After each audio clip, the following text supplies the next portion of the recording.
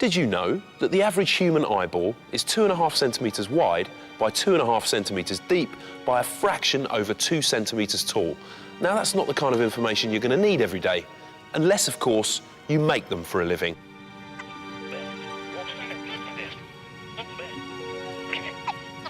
This medical laboratory has been producing artificial eyes since World War I. Back then, they were known as the Army Spectacle Depot, but they've come a long way since then. Now they look after over 40,000 patients and they make over 6,000 eyes a year. Every single eye is made by hand to an exact order. A wax pattern of the patient's eye socket is sent here to the lab in Blackpool, and a plaster of Paris cast is made. This produces a mould that is the exact shape of the eye that they're going to manufacture. The iris, or coloured part of the eye, is painted onto a flat plastic disc, which is measured to the size of the patient's remaining iris.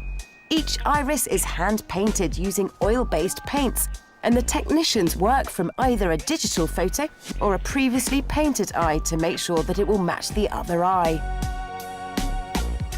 After 18 hours, the iris paint is dry and it gets pressed into a button-shaped disc. This puts a curve on top of the iris so that it will be flush on top of the round eye. The iris is placed upside down in a mould and the white of the eye is made. It's made out of polymethyl methacrylate, a medical-grade acrylic plastic similar to the material that's used to make false teeth.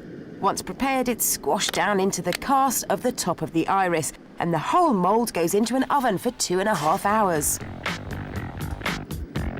The eye is now starting to take shape. The excess acrylic material is trimmed away on a grinding wheel, and the eye gets stained and veined.